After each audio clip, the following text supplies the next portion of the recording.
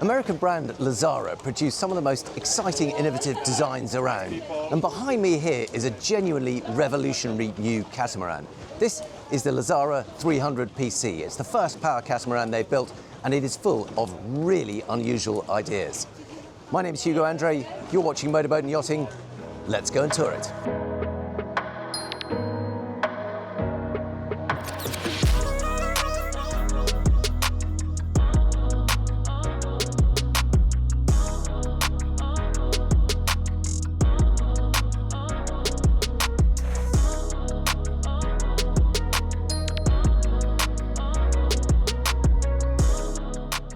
Now, the first thing you need to know about this boat are its dimensions, because you genuinely won't believe it once you get on board. So the LOA is just over 70 feet. Now, bear that in mind when you see what there is on board. But of course, being a catamaran, it's also unusually wide. So the beam of this is 28 feet. And that is where you really get that extra space from. But let's get straight on board and start to check it out. So first up is this rather special beach club area. You can see we've got the sun awning erected overhead. It is absolutely enormously beamy. This 28 foot, you really feel the width of it. You've got staircases on either side, got really heavy duty mooring gear. It looks and feels like a super yacht, but it's only 70 foot long. Now, obviously you can arrange whatever furniture you like here. There's also room for tender storage on board here. Clearly, the owner of this boat has got a load of toys. We've got a couple of Awake jet surfboards. You can see there's a big TV built into the bulkhead here.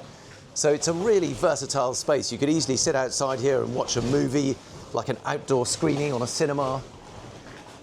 Looks like we've got some kind of sea bob type thing mounted on there. You've got masses of storage space behind all these lockers, so you could fit whatever dive gear you need.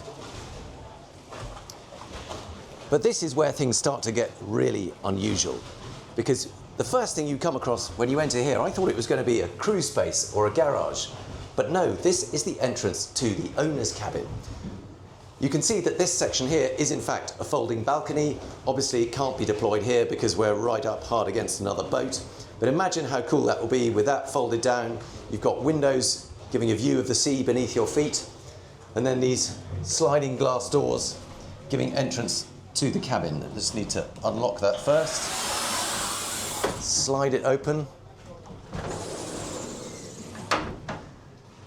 And then you've got this full beam suite. And of course, because it's full beam at 28 feet, rather than a more typical kind of, somewhere between 15 and 20 feet for a boat of this size, it feels enormously spacious, particularly because they've left this access to the ensuite bathroom open. So you get windows on both sides, 28 feet across, and that's before, of course, you fold down that terrace. Fold down that terrace and it gets even wider. But how cool is that to be able to jump out of bed, stroll out onto a little terrace, maybe have a cup of coffee, then if you're feeling adventurous, onto the aft platform, dive in for a swim. Such a cool idea. Bed itself, very smart, full king-size bed, lots of nice woodwork. You can see there's storage behind the bed here. Nice little light feature overhead, TV in the bulkhead, plenty of storage in this little side unit, quite cool mirror features. Now, although it is a US brand, this particular boat is actually built in Antalya, Turkey. But the quality looks outstanding. We've got some really nice design features, the stainless steel work, the thickness of the mouldings, finish of the marble work, all looks really good. Opening porthole behind there. Separate door, so of course you've still got the privacy when you're using the toilet, but then it's open to the basin and the sink for make full advantage of the light through those windows and of course the space of that beam. Now, there is access from here through into the guest accommodation. You can access it through two different ways, but we'll go this way because the other thing that seems really unusual about this is that it just doesn't feel like a catamaran. You can see we've got a flat deck all the way along here. The cabins on each side, it feels just like a really beamy monohull. And that is because the waterline is several feet below our feet. So the deck here is completely flat. So you've got a really big double here. Look at the size of those windows. The windows occupy pretty much the full length of the cabin. So spectacular views when you're lying in bed, even though this is just one of the guest doubles rather than the owner's suite. Got plenty of storage alongside here.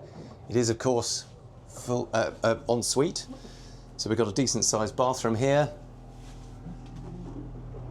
Big separate shower space, little fold down shelf.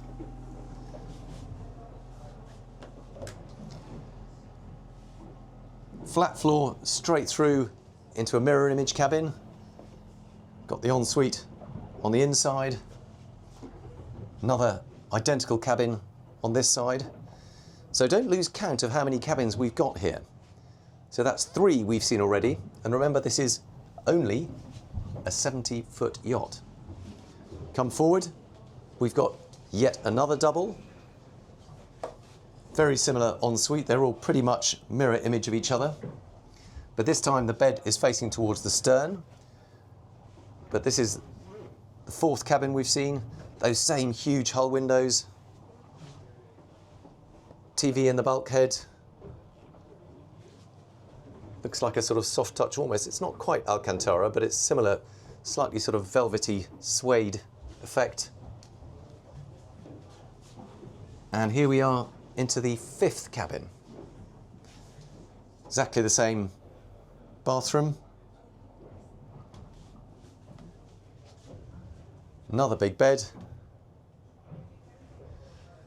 I would seriously like to wake up on board this yacht and see the views out of these windows when you're anchored in a pretty bay. That would be pretty spectacular. What I can't quite figure out is whether this would affect the seakeeping. Normally you would just expect to have a raised bridge deck between the 2 hulls rather than this flat floor, but this is what makes the boat so spacious and so unusual for a boat of this length, particularly a catamaran.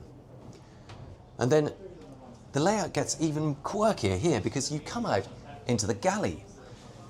And it's a really unusual. So the galley is on the lower deck. It's again spanning across the bridge deck between the 2 hulls. And then you've got crew spaces on both sides. So full sort of commercial spec galley, masses of space. Again, for a 70-foot yacht, it's astonishing how much room there is on board this. The other thing to point out is that it's open to the upper deck. So even though it's on the lower deck, you can see there is a balcony. So you've got light coming down from up above, you've got light coming in from the sides. And it gives for very easy communication between the crew. They can communicate with the skipper up on the captain up on the upper deck on the bridge. And of course, very easy access to the guest cabins if they want to come and tidy up. Very unusual. Now the crew are actually having lunch. Do you mind if I have a little peek at, see the crew? There are 4 crew on board, is that correct? Yeah. So you've got a nice little mess area here where you can all hang out during the day. Sure. But it's really nice having this space, isn't it? All connected. Nice. And do you mind if I have a quick look at the cabins? You're very kind. So over on this side, there is a kind of pantry area. So you can see there is a slight drop in the deck level here, and this is where we start to go down into one of the individual hulls. We're a bit closer to the waterline here.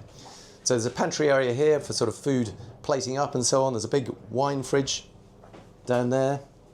And then stairs going down into the hull, leading down to the crew cabins themselves. So here we are, we're deep inside the hull. We're now below the waterline level. Quite a nice sort of laundry area here, somewhere to do the ironing. We've got a couple of washer dryers in there. And then crew cabin here. You can see it's a bunk arrangement. And their own ensuite bathroom through here. You have got a little bit of natural light coming on. This looks out between the hulls, so I don't know if you can see. You might just see the waterline there. You can just see it's lapping. It's about a foot below the level of the windows. But I'm intrigued as to how that might affect the seakeeping, whether if you're in the rough seas, whether the sea actually starts to impact on the deck above. Certainly is a little bit of water noise when slightly choppy seas, and you can hear it a bit. But let's carry on up through the decks. Let's take one of these, or this staircase leading up onto the main deck. And look at this space here. So I'm calling this the main deck. It's almost a raised deck. It's certainly taller than the surrounding yachts. If you look at a typical boat down here, that is a similar length, but then you can see the main deck is almost, it's certainly sort of a half deck height below. So it's a very, very tall yacht.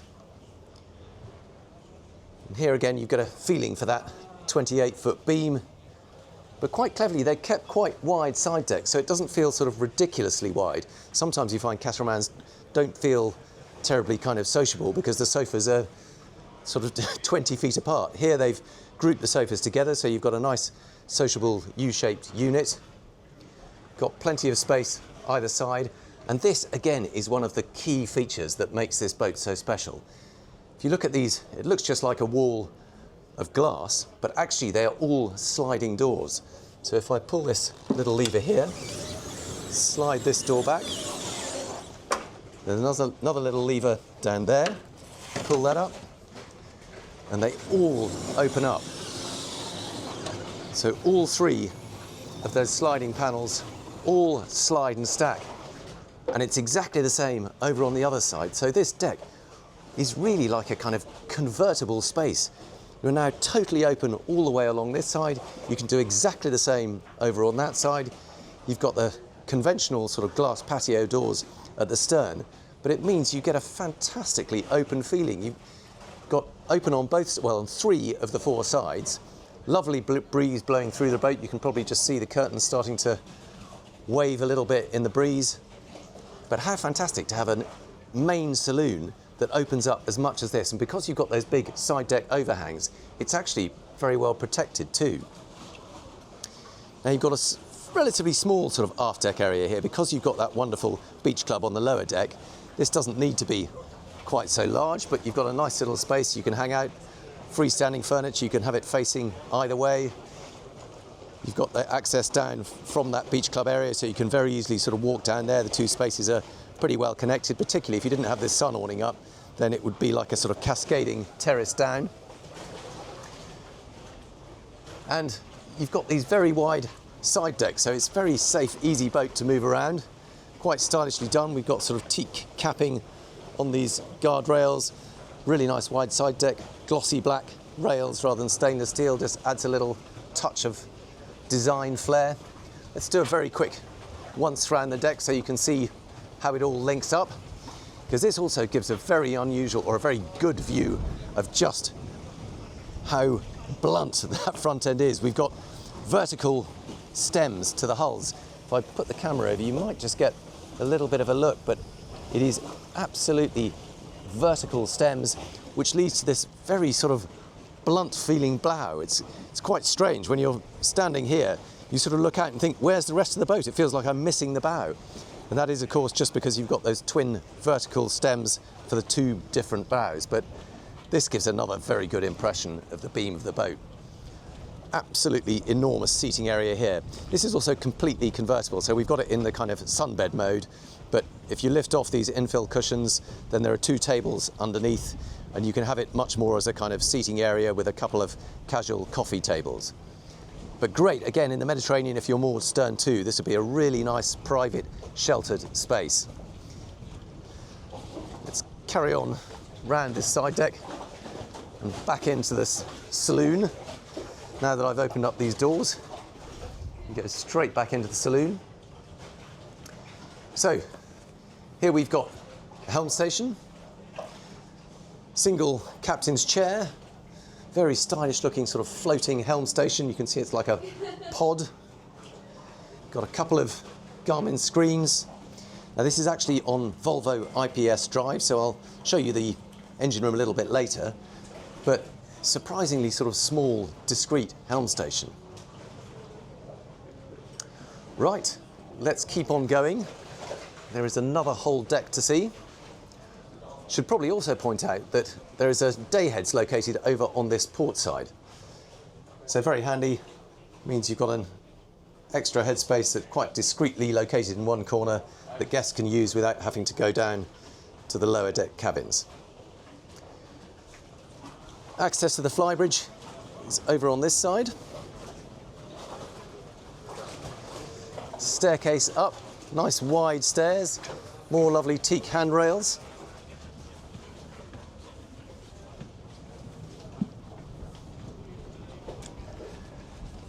And look at this, another vast open deck. We have got a hardtop overhead providing some protection and a little bit of shade. And I think this is a rather nice idea because you've got that really beamy design.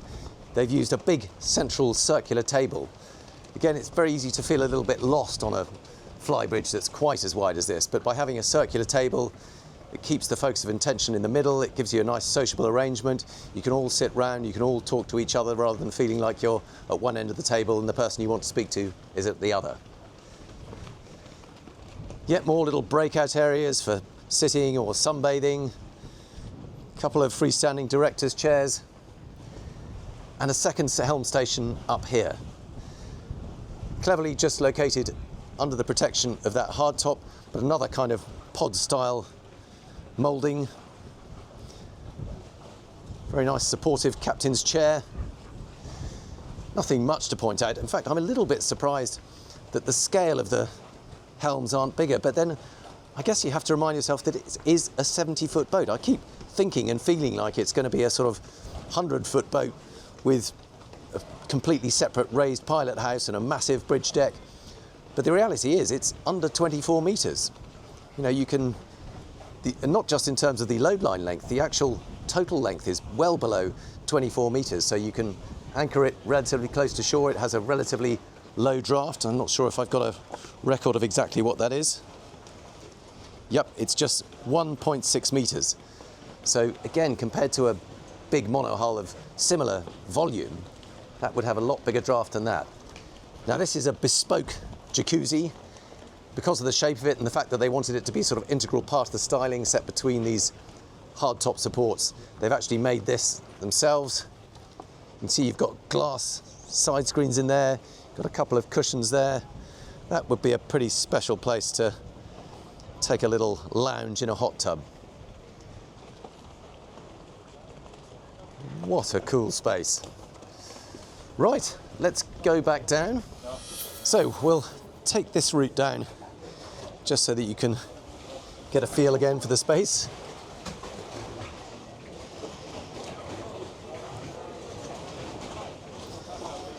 So here we are back on that beach club area. Now, of course, because this is a catamaran, we have two separate engine rooms. Have a little peek in this starboard one. Right, here we are down in the engine room. Now, I mentioned it is IPS drives. You can see that this is IPS 1350s. There is the pod itself with those unusual forward-facing propellers. And if we point the camera the other way, you can see that on the right-hand side here, we've got a sea chest. It's a raw water strainer, but really big capacity. Nice clear top, so you can see that all of those unbolt if you need to clear any blockage, but very easy way to see it, and right at the foot of the steps down so you can see what's going on. Northern Lights generator there.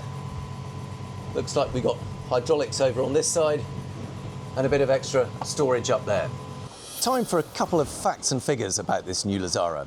So with the larger of those engine options, the IPS 1350s, will have a top speed of about 21 knots and a comfortable cruising speed of around 16. Now, fuel tank size, it is 5,200 litres. They haven't quoted a range figure, but be interesting to see. Certainly with a catamaran design, it should be very comfortable cruising at displacement speed. So you should allow for fairly long cruising range if you're happy to travel, certainly at the slower speeds. Now, pricing for this, I'm told that they start at around about $8 million US ex-tax. Now, it's really hard to know how that fits in. What are you comparing it against? Are you comparing it against another catamaran design or a monohull? Because this really does feel like a hybrid between the two. The layout of that lower deck with that full beam design, those 5 cabins, an amazing master cabin, and that really interesting sort of convertible main deck saloon with those sliding side windows really does give a totally different feel. It feels like a monohull when you're on board it. It'd be fascinating to see if it behaves like a catamaran at sea. I don't know if we'll get a chance to sea trial it. I would love to see if that low bridge deck has any effect on its seakeeping. But certainly in terms of what you get for your money, it is an enormous amount of boat for something with an LOE of just 70 feet. Do please let me know what you make of it in the comments. I think this is a really interesting one and I'd love to know what you make of it. And as always, thank you very much for watching.